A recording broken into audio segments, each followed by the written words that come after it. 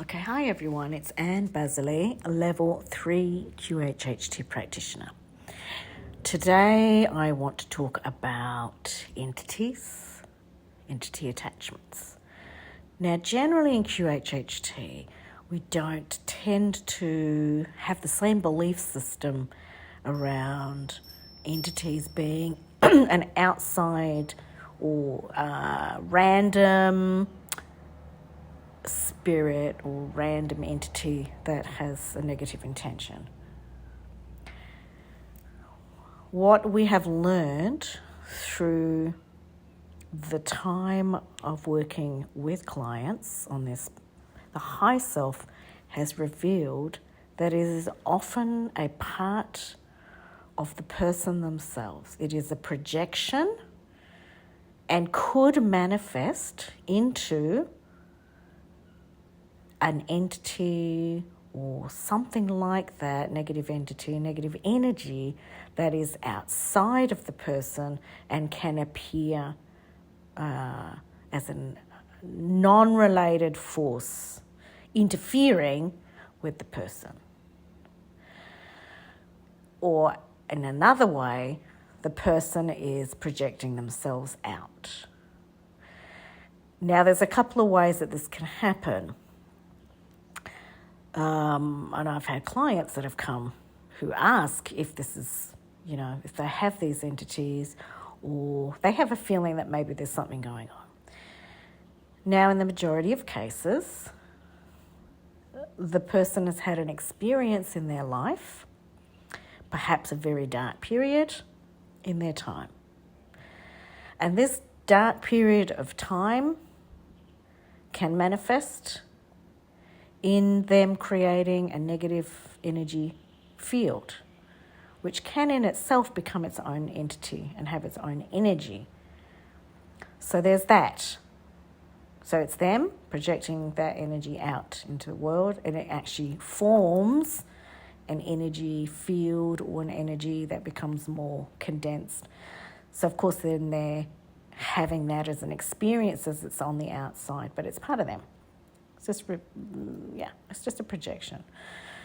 Another aspect or another way that this can happen is that a person, perhaps at some point in their life, was meddling with some, let's say, not quite savoury or not quite safe occultist practices. Now, this does happen, okay, and it happens probably more frequently than people realise. And in those play with these types of things, say a Ouija board,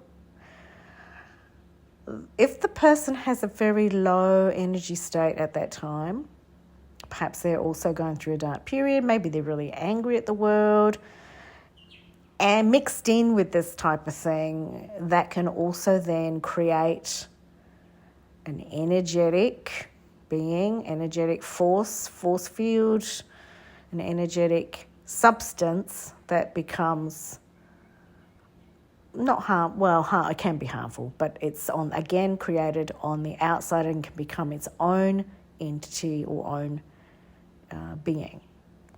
Now, this energy does tend to hang around that person. It's also like there's a break in the person, a break perhaps in the auric field, and this energy seeps out, but also then becomes its own and then is attracted back in. And then there's another aspect that in that low, very low vibrational state that sometimes people are in and are in there for a really long time, that they can attract this energy to themselves. So it could be lower energy spirits, lower energy beings that do hover around. I call them earthbound spirits or earthbound entities that will hang around and wait for an opportunity to come and help themselves to that energy field. The person who is in that state is attracting that. It's like attracting like. There's a break in the auric field again, and somehow that allows for this type of attraction. So the person is still attracting, if they're not manifesting it, they're attracting it. So there's still something about the person that has this really. So nothing's ever really random. They don't just show up, okay? There has to be a compatible relationship or a compatible environment or a compatible energy or frequency. This is how it works. And then there's another way that this can happen, generally with people who have addictions, okay, and are very, very addicted to substance. Substances cause a break in the auric field as well. Now, in that when they're unconscious or when they're in a alternate state, alternate consciousness, there are entities, again, lower level spirits, lower level entities, earthbound spirits, whatever you want to call them, who were perhaps or are attracted to that type of addiction experience. Now, that's sometimes energy or spirits who have crossed over, who were very addicted to some substance and spent their lifetime in that addiction state. Some of them will choose not to move on and prefer to remain in the earth realm, earth plane, to continue to access that feeling or that experience. And so they will hang around people who are regularly going into that state, because then they can enter into the physical body because the auric field is broken in that person and experience the addictive state that they crave. And of course then, so again, it's attracting, the person's attracting this. It's the same energy experience, the same energy field, the same frequency. And it's an allowance, an invitation. So you have all these different ways that an entity or entities can be attracted to you or be manifested by you. Now, all of those can be resolved and cleared through the QHHT experience. It's not very often that practitioners will do this work for whatever reason. Perhaps they don't feel it's adequate or they don't believe it's got the capacity. However, I've had great success with it, and so have the clients. And I've had experiences of several different kinds. Ones where the client has come and they've asked about a certain thing because they feel that there's something hanging around them. And they've either manifested something so it becomes an outer manifestation of their own dark experience that they had when they were younger, for instance, going through a hard time and playing around with, silly occult stuff, and they created that. But that can then be reintegrated and how can we say it? We are able to change the frequency through the QHHT work with the assistance of the high self. Obviously, it's challenging because some of these entities or energies don't want to change, but eventually they do. And so they change back into a more light energy field, or they're dissolved, become residual, no longer here.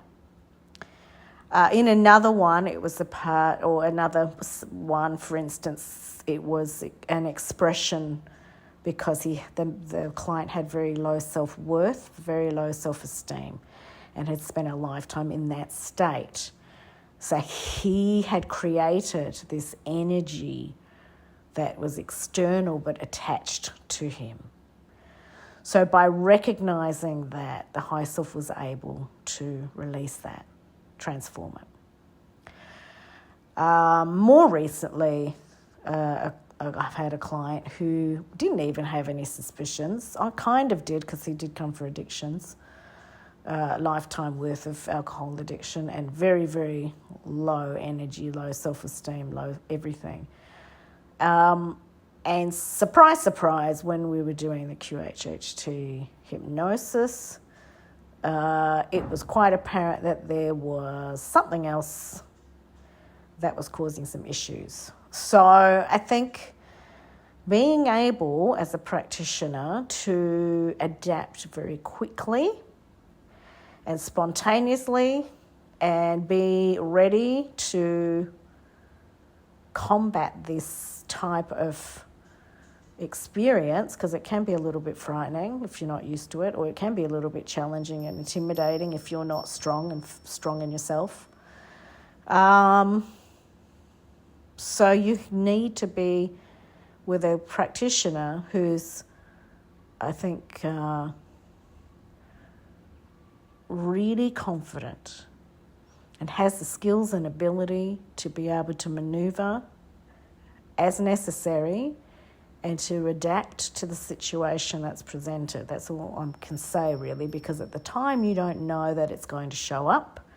But if the entities decide to show up, like this particular one, which I've had a few now, but this particular one was recent, and there were several. So, we did manage to work through and release and clear and dissolve with a lot of assistance all that was being carried. So he was unaware that he was carrying all of these entities. Again, it was him manifesting and bringing that back into his own experience. So it was not surprising that he wasn't able to heal when he tried different modalities. But as I said, QHHT can do all the things that are required, even entity attachment stuff. It's just different. And the practitioner, it's really the practitioner who has the ability to be grounded and have the skill to adapt and maneuver and the confidence to be able to call in what needs to happen and move those beings on. So that's it in a nutshell, the whole entity thing. I'm not an entity, demon hunter or anything like that. I'd never considered myself as one of those. I don't particularly enjoy it because it's quite hard work, but it's possible. And I think having the trust in what work I do has given me the ability to be able to roll with these types of situations confidently. And to the benefit of the client, obviously, because they don't know sometimes that they're even having them. Some do, some suspect, others don't. But again, at the end of the day, the high self will always explain it in a way that brings it back to the person to say that it was because of the situation. This became manifested, the energy became, too big for the body, or it's externalized, or projection, or it's an attraction of this energy that's a lower energy field.